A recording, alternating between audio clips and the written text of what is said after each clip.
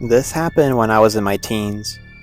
I can't remember when, but I think I was about 17 at this point. It was school holidays, and I was at home with my friend. We'll call her Talia, and my domestic worker. We'll call her Lesego. It was around 11 a.m., and we were just hanging out in our room. Lesego had been washing dishes when she glanced out the window, and in the other window, she saw the reflection of two men in our backyard. She ran upstairs to tell me what she had seen, and I immediately hit the panic button. The alarm started sounding loudly throughout the house. I remember calling my dad to tell him what was happening, but he was working quite a ways away and would take some time to get there. I believe he called the police at this point. I wanted to run downstairs and lock the security gate at the bottom of the stairs, but at that point, even over the loud wailing of the alarm system, we could distinctly hear the crack of the wood splintering as they broke open the back door of our house. I was worried that they would be faster than us, and decided not to go downstairs. Instead, we raced across the upstairs, landing to lock ourselves in our room. We reached the bedroom door, and there's just no key. We ran back across the landing again, and just as we were passing the top of the stairs, we saw those two men bounding up them just a meter or two away. They were large men, over 6 feet tall, clutching in their hands our screwdrivers and a rope, which was not a good sign. Lesego tried to grab our cell phones from the guest room as we passed. One of the men slapped her across the face, grabbed the phones, and pushed her into the room. Talia and I kept running, with the two men just a couple of meters behind us. We reached the end of the landing, dashed into my mom's office, and I slammed the door hard behind me. My heart sank as I heard the clink of the key hitting the opposite wall. It had been on the other side of the door. At this point, Talia is hysterical, crying in the corner with both hands on her head. As I held the door shut, I was thinking, what are we going to do? Oh my god. Oh my god. I felt strangely calm. I just remember thinking that I could not let anything happen to her. There was a knock at the door, and the man said hello. I was in utter disbelief, as the two intruders calmly knocked on the office door, as if this was the most normal thing in the world. We did not respond. And then again there was a knock at the door, and another hello. Once again, we did not respond. The two men then started turning the doorknob and pushing the door open. I tried to stop the knob, but I just couldn't get a good grip on it. I pushed back on the door, digging my heels into the carpet as deep as possible. Just then, the phone starts to ring. I knew it was the alarm response. I shouted to Talia, answer the phone, and tell them what's going on, and speak loudly. I wanted the intruders to know that someone was on their way.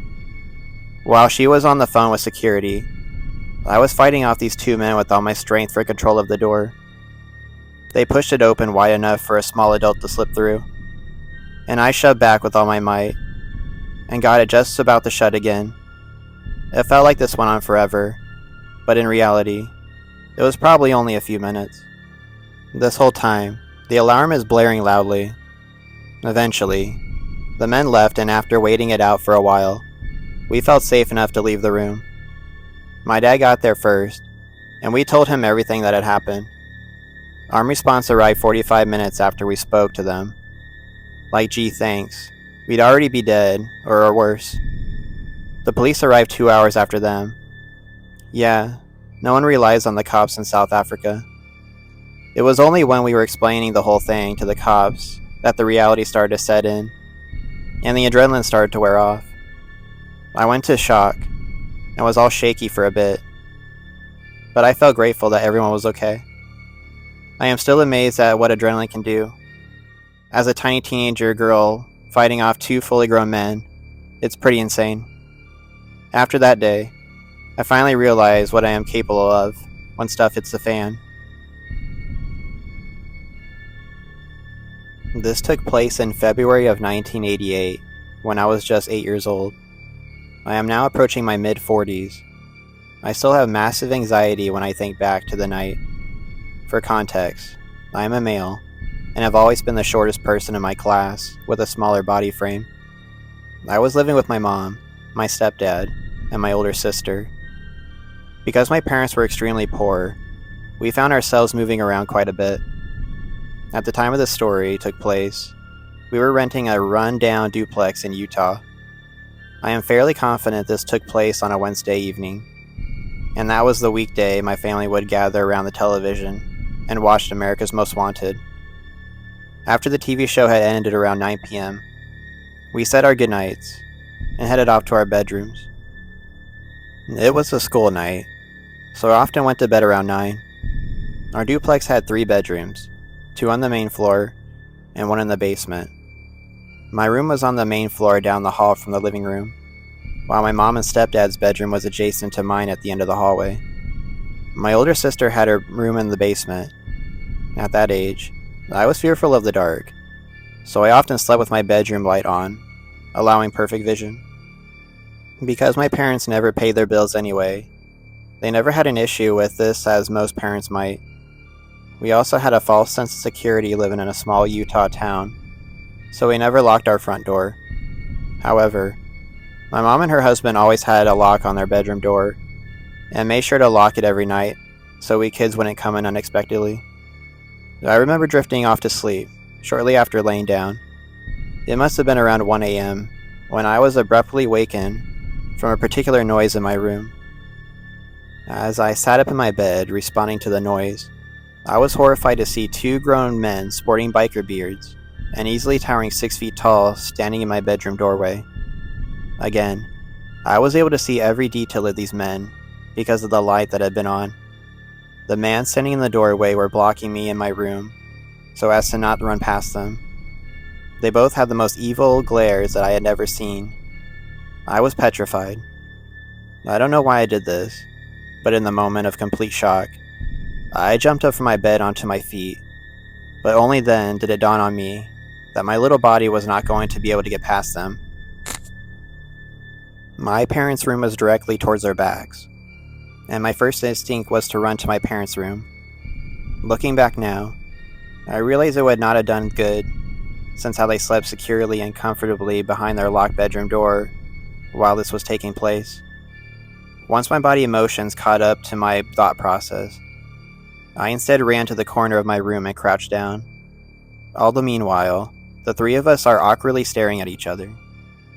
I tried to let out a scream to call for my parents, but this would be the only time in my life where I was paralyzed with fear. My vain attempts to scream mounted to silent desperation. I didn't know what these people wanted, and I could only imagine the worst. One of the men pushed his index finger to his lips in order to signal for me to remain quiet. As I trembled with fear, the second man reaches into his pocket and pulls out a 6-inch blade. My room is fairly small, and they are both standing within 4 feet of me. He makes sure to swivel a knife in the air to make a point that he is not afraid to gut me like a fish. I nearly pissed my pajamas. I attempted another attempt at screaming, and it yielded nothing. Shortly after, they close the bedroom door on me, and I am left alone. Instinctively, I thought they were robbing our house, but now that they were exposed and had threatened me, boy was I wrong. I waited for a few minutes. Do I open the door and try to pound on my parents' bedroom door? Are they waiting for me behind the closed door? Who knows? After a few minutes, I gathered what little courage I could and decided to crawl back in my bed and place a sheet over my entire body and wait it out. Were they planning on killing my family? I asked. Did they leave yet? What do they want? My anxiety grew as thoughts continued to race through my mind. As I lie there intently listening for any sounds, I could hear them moving about the house and opening and closing various kitchen drawers. The walls were paper thin, so every move was easily heard. Next, I hear them make their way down the stairs to my basement, where my sister is sleeping. As I am listening to every frightening sound, I hope with all my might that my stepdad would wake up. He was a fairly large man, and these creeps weren't exactly being super quiet. This goes on for nearly an hour. I'm lying petrified in my bed listening to every move. To my horror, my entire family is sleeping through the whole entire ordeal. After some time, I hear the front door shut. An early winter sun is rising. My stepdad worked in a factory, and he usually woke up around 5 a.m. I couldn't wait to hear my parents unlock their bedroom door. As soon as I heard their alarm, I left my room. I was hysterical while trying to explain what just happened. Next, my sister woke up, and I desperately wanted her to tell me about her night by herself in the basement. My parents tried to calm me down. Tears were running down my face. I had been traumatized. To my disbelief, my parents chalked it up for me just having a bad dream. In fact, I was told this was not possible, because if anything like this would ever happen, surely they'd wake up.